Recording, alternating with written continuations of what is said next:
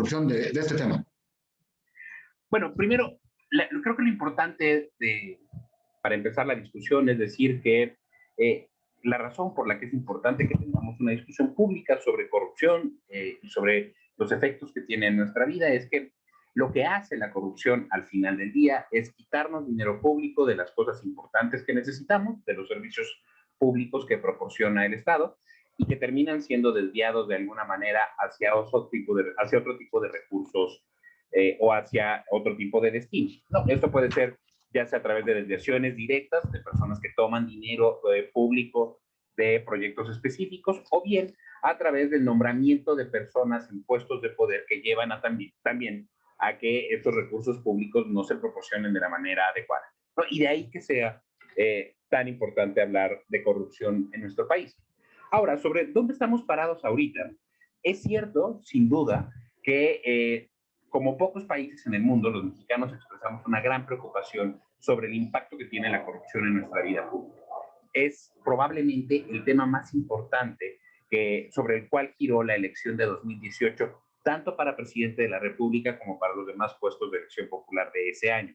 Y sin duda, una parte del triunfo de Andrés Manuel López Obrador en las urnas se explica únicamente por este claro discurso contra la corrupción y por tener en su historial personal como funcionario público la suficiente solvencia para demostrar que él no había estado involucrado en ningún escándalo, ¿no? Y eso lo catapultó a convencerlo a un número importante de personas. Lo que vemos después es, sin embargo, este discurso que manejamos estaba ahí desde la campaña y que luego llegó a la estructura de gobierno una vez que tomó posesión López Obrador, a un discurso de vamos a barrer las escaleras de arriba para abajo, si el presidente ya no roba, si el presidente es honesto, la estructura del gobierno naturalmente será menos corrupta o incluso podremos erradicarlo por completo, ¿no? Y de ahí un uso excesivo del discurso contra la corrupción para colocar del lado de los corruptos a sus contrincantes políticos, ¿no? A las administraciones pasadas, a las personas que hoy lo critican, a esto que él llama el régimen de corrupción e impunidad del periodo neoliberal. El problema de eso es que toda la evidencia nos sugiere que en corrupción poco nos sirve, como muchas cosas en la vida, de hablar de buenos y malos. No se trata de corruptos contra íntegros, no, eso no existe. Lo que necesitamos de una buena política anticorrupción es una política que corrija aquellas estructuras legales, aquellos acuerdos institucionales que permiten que suceda la corrupción dentro del aparato del Estado, para evitar que haya mayores desviaciones. Pero eso no es una discusión de buenos o malos. No se trata de que haya funcionarios perversos y que con buenos funcionarios bien intencionados podamos resolver este problema. No.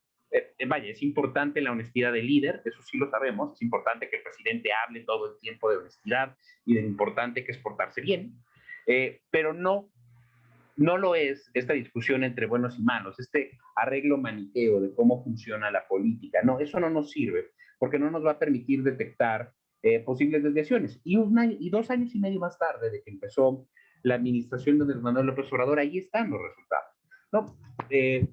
No ha estado exento de escándalos de corrupción esta administración. Es difícil medir si hay más o hay menos. Eso es francamente un fenómeno complejo de evaluar. Pero sí que ha habido escándalos. Están rápido. El hermano del propio presidente Pío López Obrador, está el hijo de Manuel Bartlett. Pues nosotros en Mexicanos en enero hicimos una publicación con 14 casos específicos, concretos, que no tenían explicaciones suficientes sobre qué estaba pasando.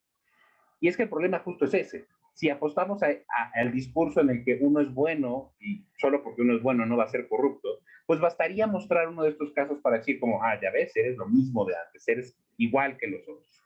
Y tampoco es cierto, ¿no? El tema es justo, la corrupción es un fenómeno complejo que no depende tanto de la voluntad de las personas que están al mando de las elecciones públicas, de las decisiones que se toman desde el gobierno, sino que depende, insisto, de condiciones, de ventanas de oportunidad, de otro tipo de arreglos institucionales, ¿no? Y entonces lo que vemos 2 años y medio más tarde, no solo es que esto el discurso se mantiene, este discurso de buenos contra malos, sino que ante la evidencia apabullante de que se están cometiendo actos de corrupción en la actual administración, no hay medidas.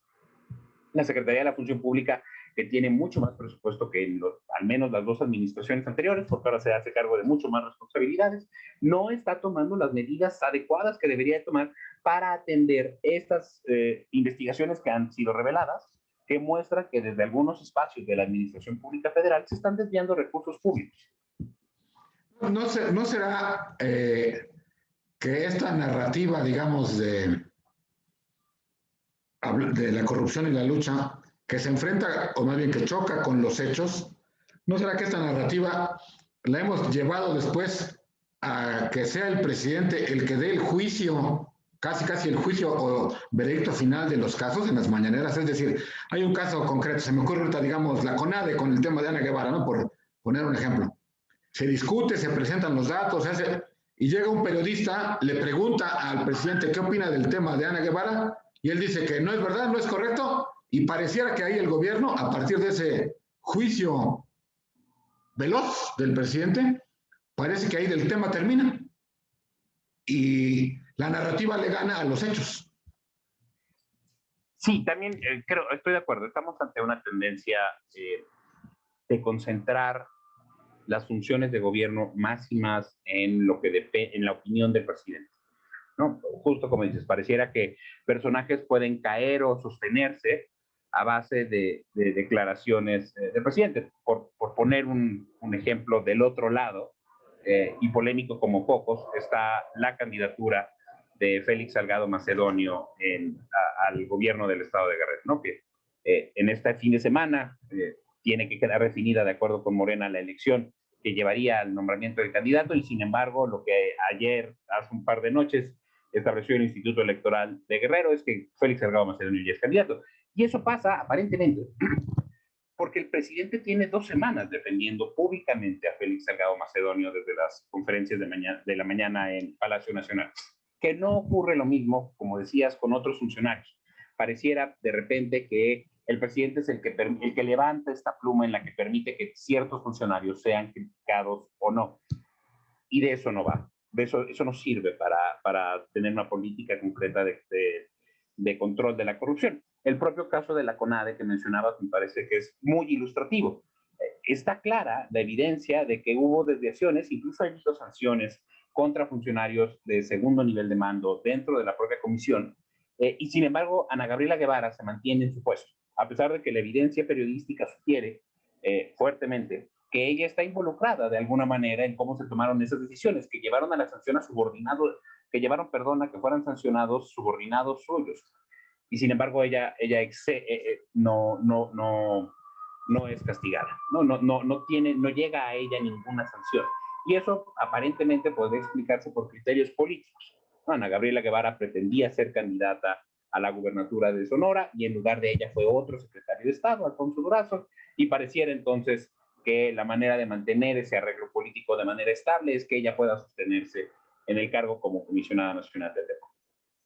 Pero eso, de nuevo, no nos sirve para tener una política de control de corrupción eficiente. Para eso, para tenerla, lo que necesitamos es ser mucho mejores investigando y armar casos concretos que busquen conseguir evidencia suficiente de las desviaciones, cosa que no siempre es fácil, es bastante complejo poder recabar esa información, pero que una vez que la tengamos podamos proceder contra estos funcionarios públicos en serio, castigar a quien tengamos que castigar.